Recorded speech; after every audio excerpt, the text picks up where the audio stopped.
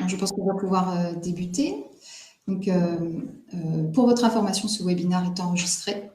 Je suis Valérie de Business at Work et j'aurai le plaisir d'être la modératrice de ce webinaire. Dans un contexte économique de plus en plus complexe, faisant face à des crises et des changements majeurs, la supply chain doit continuer de trouver des voies d'amélioration de performance. Vous êtes très nombreux ce matin, vous êtes inscrits à ce webinaire organisé par Business at Work et on se propose aujourd'hui de vous éclairer sur quelques enjeux de la supply chain et comment S4HANA les adresse. Donc, au menu, nous vous proposons d'aborder 2 thèmes pendant cette session. Dans un premier temps, nous parlerons de la méthodologie Demand Driven MRP ou des DMRP, qui se pose en rupture et en complément des stratégies MRP plus conventionnelles. Dans un second temps, nous évoquerons comment on répond aux problématiques de la distribution et de la gestion des flux logistiques, particulièrement le cas de la gestion des entrepôts.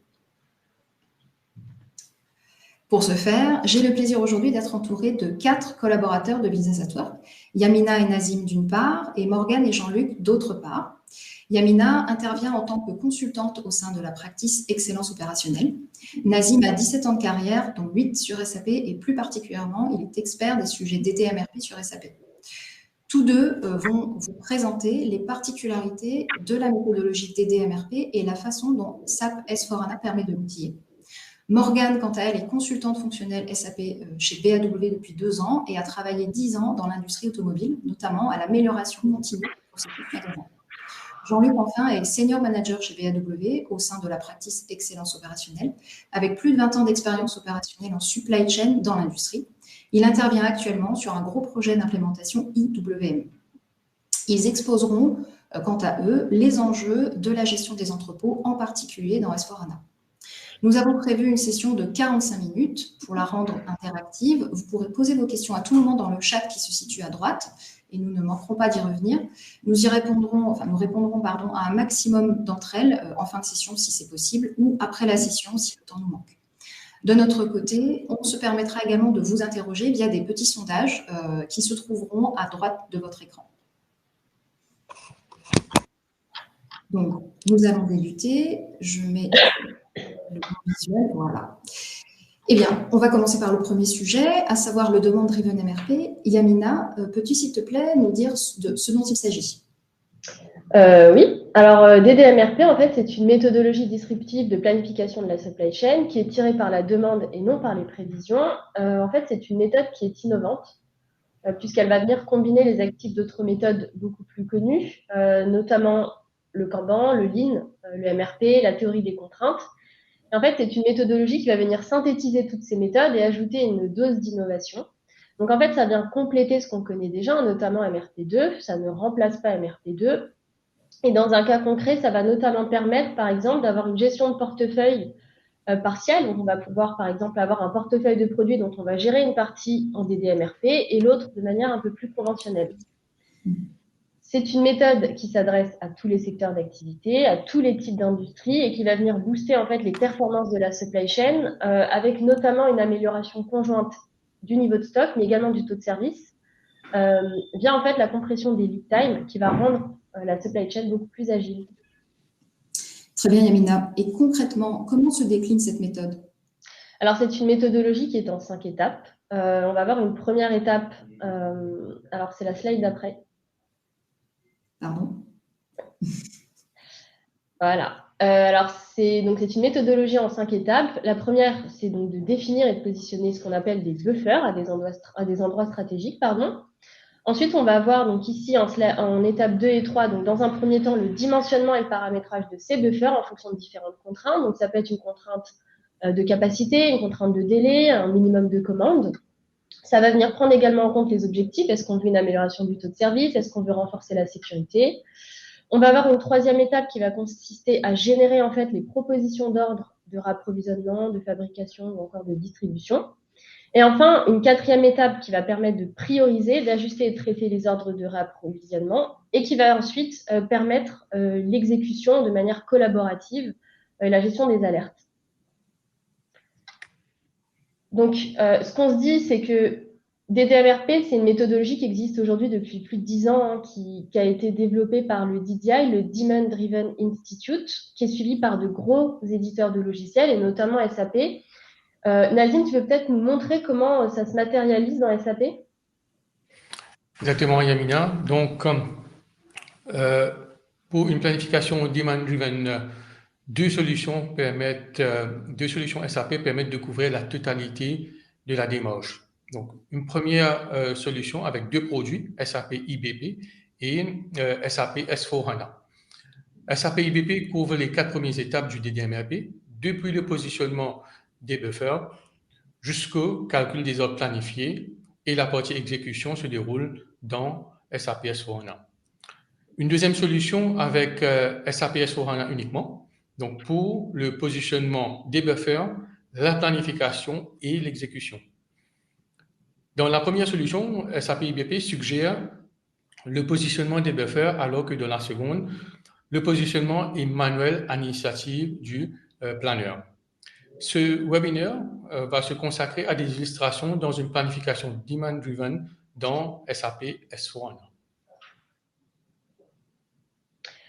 Donc, on l'a vu, hein, c'est une méthodologie en 5 étapes. La première étape, ça va être de positionner ces buffers. Donc, on les positionne à des endroits stratégiques. Donc, on comprend que buffer, en fait, c'est vraiment l'outil clé de la méthodologie DDMRP. Donc, ce sont des outils qui vont jouer un rôle d'amortisseur, mais également de tour de contrôle, puisqu'ils ont plusieurs objectifs. Le premier, ça va être de protéger. Donc, on va stopper le transfert et l'amplification de la variabilité dans les deux sens, hein, et ça limite notamment l'effet bullwhip. Ça va permettre également de découpler. Donc, en fait, on va rendre indépendante toute ou partie du flux. On le voit bien sur le schéma ici, hein, l'horizon de planification du MRP rend absolument tout dépendant, alors que DDMRP va venir découper en fait les parties du flux. Et ça va donc favoriser la visibilité, hein, puisqu'on va avoir des horizons de planification qui vont être raccourcis et donc des lead times qui seront compressés.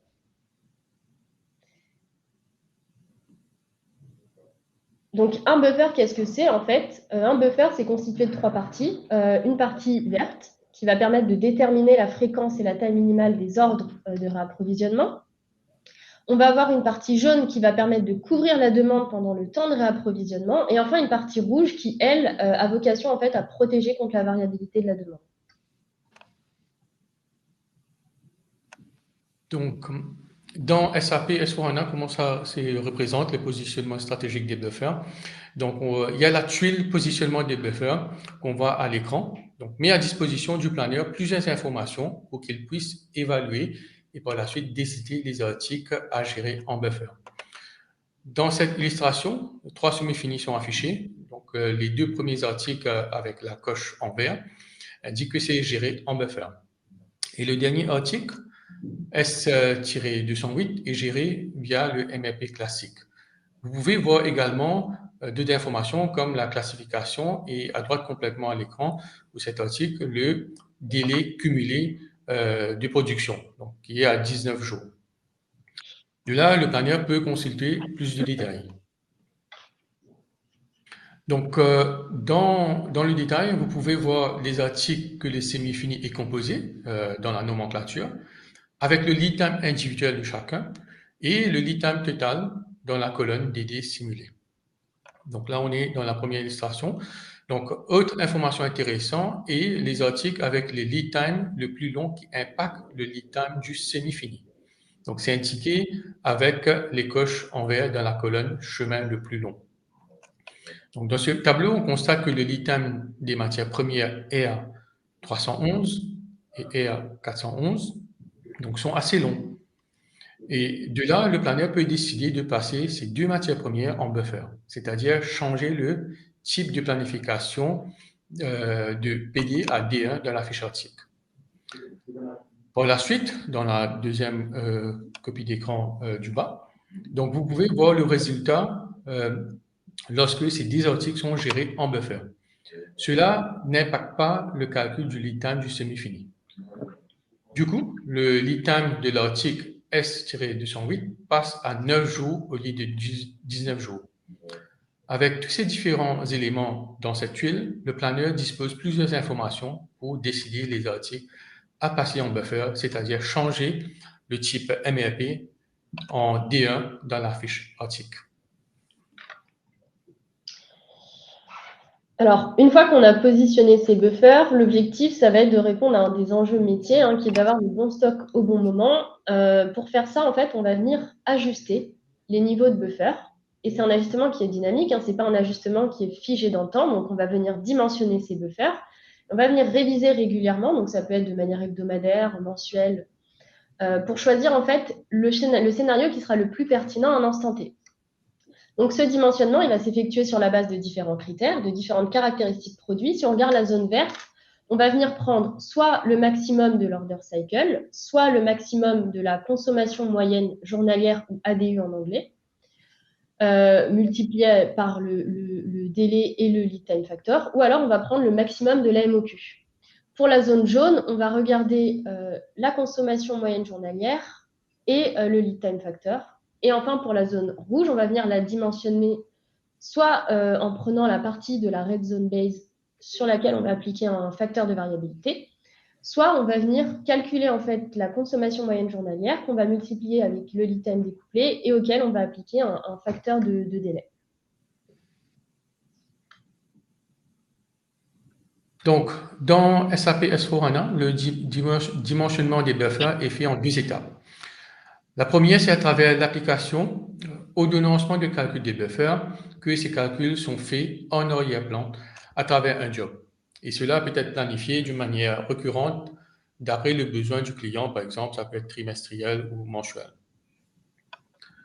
La deuxième étape est qu'après l'exécution du job, donc le planeur a une représentation graphique dans cette tuile. Donc, c'est gestion des niveaux des buffers, des propositions des nouvelles valeurs des buffers avec un statut pour indiquer que ces propositions doivent être traitées par le planeur. Les informations pertinentes dans cette application est que pour chaque article, vous pouvez voir la valeur actuelle. Par exemple, le stock maximum, top of green. Donc, on voit la valeur actuelle, la proposition du DDMRP, d'une nouvelle valeur pour le stock maximum et la variance. Puis, de la deuxième colonne juste après, donc on voit la consommation moyenne journalière, donc toujours avec la valeur actuelle et la proposition et la variance. Dans les colonnes niveau des buffers avec les codes couleurs, donc c'est une illustration sur les niveaux de chaque zone, rouge, jaune et vert. En premier, c'est le actuel et après, c'est la proposition. Dans les colonnes plus à droite, donc les valeurs de chaque zone est affichée avec le actuel, la proposition et la variance. La zone rouge, c'est le stock de sécurité. La jaune, c'est le point de commande. Le vert, c'est le stock maximum. À noter que ces valeurs actuelles, c'est les données de la fiche article dans les UMRP. En synthèse, cette application permet d'avoir une visibilité sur chaque élément des buffers, sur l'actuel et la proposition. Le planeur peut les consulter, faire des ajustements manuels si nécessaire et par la suite, il va appuyer sur la touche « Reprendre » pour accepter, sauvegarder les propositions. Cela implique que les données dans la fiche article seront mises à jour avec ces nouvelles valeurs. Donc, on a vu, donc, dans un premier temps, on positionne ces buffers, on les dimensionne. Dans un quatrième temps, en fait, on va venir générer ces ordres. Pour générer ces ordres, on va s'appuyer sur ce qu'on appelle l'équation de flux net, qui est en fait un calcul qui va permettre de se positionner dans le buffer à un instant T. Et c'est ce positionnement qui va déclencher ou non le passage d'ordre. Cette équation, elle va permettre également de définir et d'identifier quelles sont les bonnes priorités. Donc, cette équation, comment est-ce qu'elle se calcule? Qu'est-ce qu'elle prend en compte? Dans un premier temps, elle va prendre en compte les commandes de réapprovisionnement dans le délai découplé. Elle va prendre en compte également le stock physique disponible sur site. Elle va prendre également en compte les commandes fermes du jour, hein, donc on ne prend pas en compte les prévisions, mais vraiment la demande ferme. Et elle va également prendre en compte tout ce qui peut être un pic de consommation dans le délai découplé, c'est-à-dire dans l'horizon défini.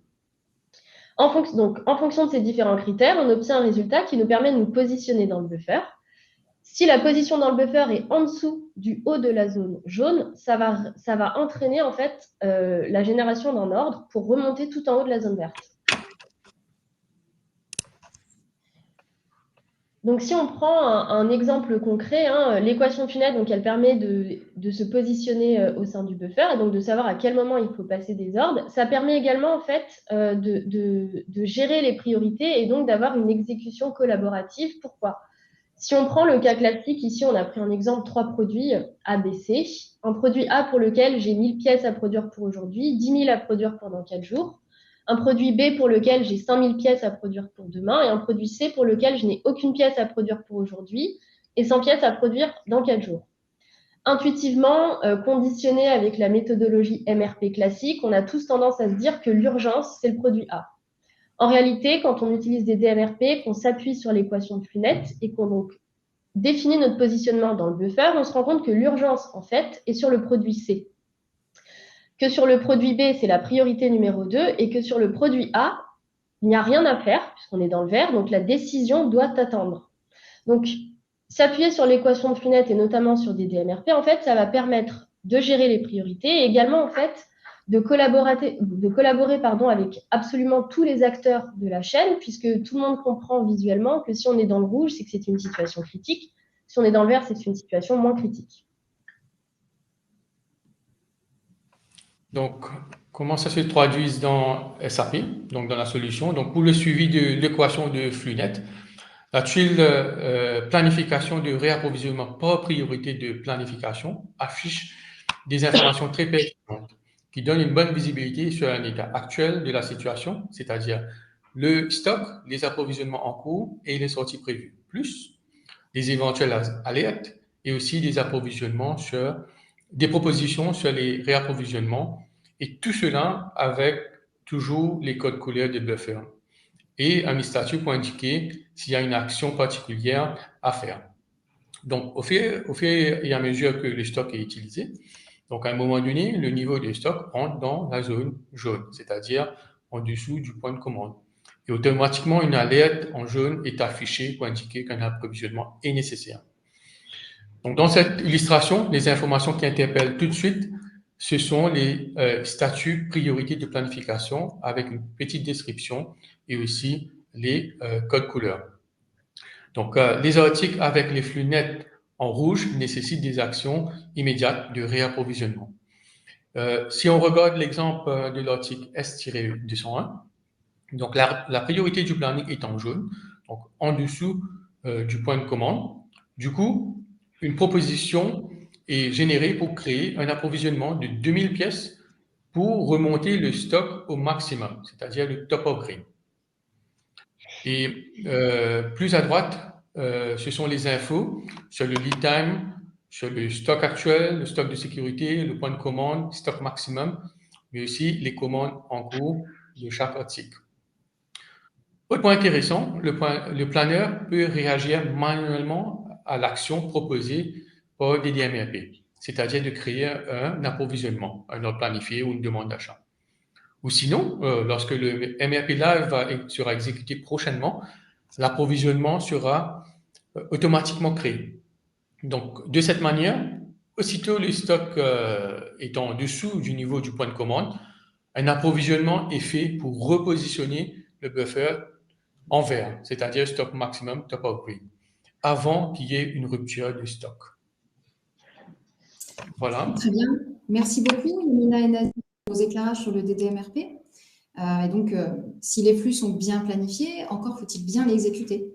Et sur le domaine de la gestion d'entrepôt, S4HANA va franchir également un pas par rapport à ECC. Jean-Luc, je me tourne vers toi. Pourquoi utiliser une solution de warehouse management? Alors, l'utilisation d'une solution de warehouse management ou WMS va permettre à une entreprise d'optimiser l'organisation et la gestion de tous ses flux de marchandises dans un entrepôt, dans tous les différents sites de stockage qu'elle va gérer. Et que fait une solution de warehouse management? Alors, un WMS, ça va répondre à des besoins très différents en fonction des secteurs d'activité, des matériaux concernés ou de la taille des entreprises. Il va fournir des fonctionnalités basiques, comme la gestion des réceptions, de l'entreposage, de la préparation. Mais il va permettre aussi de mettre en œuvre des fonctionnalités plus complexes, comme la définition de stratégie de rangement, la gestion de la traçabilité ou l'optimisation des ressources et de la main-d'œuvre, ou le développement de la mobilité. Et quels sont les bénéfices apportés par l'utilisation d'une solution warehouse management intégrée dans le SI de son entreprise? Alors, dans un contexte de flux logistique tendu, il y a une forte pression pour une supply chain plus résiliente, plus automatisée et plus flexible. Donc aujourd'hui, on ne peut pas éviter de réfléchir à des sujets comme l'automatisation des tâches dans l'entrepôt, le développement des outils de mobilité, la gestion effective de la traçabilité, l'optimisation des espaces de stockage, le pilotage des ressources ou le monitoring efficace de l'activité de l'entrepôt et des situations qui vont nécessiter des réponses dédiées. Je vais citer par exemple quelques exemples concrets, comme la généralisation de l'utilisation des terminaux mobiles pour toutes les opérations de l'entrepôt, ou la forte pression qu'on va avoir pour optimiser les surfaces d'entreposage dans un contexte de très forte variation des stocks et des besoins. Alors, que l'on ait SAP ou pas, il y a donc de réels enjeux à bénéficier des fonctionnalités étendues d'un vrai outil de gestion d'entrepôt sans avoir à gérer des intégrations supplémentaires avec ces outils. Bien sûr, mais la gestion des entrepôts n'est pas un sujet nouveau. Pourquoi se poser maintenant la question d'un WMS intégré? Que ce soit dans le cadre d'une réflexion d'entreprise autour de la refonte de ces processus supply chain ou d'enjeux de migration SAP, pour les entreprises avec de gros magasins, c'est vraiment le moment opportun de se poser la question de comment optimiser la gestion de ces entrepôts. Or, une supply chain résiliente et flexible va nécessairement s'appuyer sur un partage d'informations entre chacun des maillons de la chaîne et donc sur une intégration de ces entrepôts dans le SI global. L'utilisation d'une solution complète de warehouse management intégrée dans le SI de son entreprise, elle va permettre de ne pas avoir à gérer des intégrations supplémentaires, soit avec le RP, soit avec d'autres outils comme la gestion de la qualité, QM par exemple, la gestion de la production, PP, ou c'est évident, la gestion des transports, TMS, avec un TMS. D'accord, merci Jean-Luc. Et du coup, je me tourne vers Morgane. Que propose SAP pour répondre à ces besoins? Eh bien, il existe bien sûr le module historique, WM, Warehouse Management, mais comme le disait Jean-Luc, en termes de solutions complètes que l'on recherche aujourd'hui, il faut plutôt parler de IWM, Extended Warehouse Management. Les fonctions dans SAP IWM basiques, elles permettent de mettre en opération l'entrepôt avec la gestion des stocks de façon simple et claire. Ainsi, toutes les fonctionnalités comme les processus d'entrée de marchandises, de déplacement des marchandises dans les zones d'entreposage, de sortie de ces marchandises d'inventaire ou encore de radiofréquency, la RF, eh bien, elles sont disponibles. IWM, c'est une vraie solution de warehouse management qui est complète et qui va couvrir tous les besoins des zones d'entreposage, qu'elles soient internes et ou décentralisées. Et au-delà de ces fonctionnalités basiques, IWM propose-t-il des fonctionnalités avancées? Tout à fait. IWM propose effectivement un nombre important de fonctionnalités avancées, par exemple, comme vous pouvez le voir à l'écran, la cartographie d'entrepôt. Après avoir inséré des éléments géographiques dans SAP, le superviseur, il va pouvoir accéder à ces zones d'entreposage de manière visuelle et graphique directement dans SAP. Ça lui permet, en un seul coup d'œil, de savoir quels sont les emplacements bloqués, les emplacements vides, les types d'emplacements existants et l'endroit où ces emplacements se situent. En fonction de ces données géographiques, IWM, il permet également d'accéder à des fonctions d'optimisation des déplacements. Par exemple, la gestion de la main-d'œuvre au moyen du processus d'optimisation des fourches à vide. Ça permet de rentabiliser les déplacements dans les zones d'entreposage grâce à des algorithmes puissants qui, une fois qu'ils ont été définis, régissent certaines tâches par ordre de priorité automatiquement. Ainsi, on a des fonctionnalités comme la mise en place, comme la mise en lot, qu'on appelle aussi le kitting, qui permet d'aller cueillir les articles qui font partie d'une nomenclature, comme une liste à servir, pour les mettre à disposition de la production. Et comme vous pouvez le voir à l'écran, qui peut être affecté en fonction du chariot et en fonction de la capacité de ce chariot à aller chercher tel produit à tel emplacement. IWM est donc capable d'optimiser les temps de charge humains et machines. Est-il capable de coupler cette affectation des tâches avec des éléments de mobilité? Tout à fait. Le système il est également doté d'une solution de radiofréquency améliorée qui permet la communication en temps réel entre les employés de l'entrepôt et le système IWM. L'utilisateur, il peut profiter d'une interface Fiori sans l'utilisation de SAP ITS, c'est une nouveauté de S4HANA 2021, et qui offre un assortiment d'applications utilisées dans le cadre des activités d'entreposage. Ça peut être de la réception, du rangement, du réapprovisionnement, de la cueillette ou encore de l'expédition. Et comment SAP IWM permet-il de suivre l'ensemble de ces activités? Eh bien, IWM, il propose un moniteur qui permet de faciliter la gestion de l'entrepôt. Ce moniteur, comme vous pouvez le voir, il présente les indicateurs de l'activité en temps réel, tels que le nombre de réceptions en attente, le nombre d'expéditions à réaliser ou encore la quantité de tâches magasins ouvertes. Toutes ces opérations, elles peuvent désormais être effectuées grâce à cette seule transaction centrale et donc on n'a plus besoin de connaître 15 codes transactions différentes comme on a pu le connaître auparavant. Grâce à tous ces éléments intégrés, IWM il est également capable de présenter en temps réel des indicateurs de performance de l'entrepôt, comme la distance parcourue totale à vide par une ressource, le taux de remplissage des engins ou bien la distance totale parcourue par une ressource. Et donc, IWM est-il capable d'assister un responsable de magasin à réorganiser son entrepôt de façon à optimiser ses indicateurs? Effectivement, une des fonctionnalités avancées d'IWM, ça s'appelle le slotting. La fonction de slotting, ça permet de proposer des scénarios réoptimisés afin d'améliorer sa productivité tout en réduisant les coûts d'exécution. Le slotting permet d'optimiser le positionnement des articles en entrepôt, de sorte qu'ils soient idéalement placés pour éviter les déplacements inutiles des ressources dans l'entrepôt, et ceci grâce au scan réalisé par les opérateurs avec les terminaux mobiles reliés par la radiofréquency dont nous avons parlé un peu avant. IWM, il propose une représentation des gains potentiels d'optimisation à travers une représentation des déplacements modélisés et comparables sur un seul et même écran. Vous pouvez voir ici, avant optimisation à gauche, après optimisation à droite, et vous voyez que la distance totale à vide parcourue a baissé de 14 à 10. Et très bien. Et qu'en est-il de l'intégration d'IWM avec les autres solutions de SAP? SAP IWM s'intègre entièrement à d'autres solutions. On peut avoir le Transportation Management, par exemple, pour la partie transport, le Product and Process Engineering pour la R&D, ou encore le Global Trade pour le commerce extérieur et la compliance. Il régit également l'automatisation et l'intégration de modules tiers, et il peut également être connecté à des automates grâce aux composants SAP IWM MES. Bien, très bien. Merci Yamina, Nazim, Morgane et Jean-Luc de nous avoir permis d'y voir plus clair à la fois sur les enjeux et sur les solutions possibles pour rendre les supply chains plus efficientes. Alors, si vous voulez bien, on va maintenant passer au petit sondage. Donc, je vais juste vous demander 10 secondes pour cliquer sur le bon bouton. Voilà.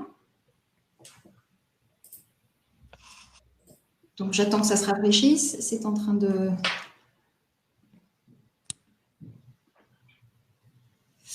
OK. Alors, sur le sondage, quels seraient vos gros enjeux vis-à-vis d'un système WMS? Je commence par celui-ci, c'est le premier qui s'est affiché, pardon.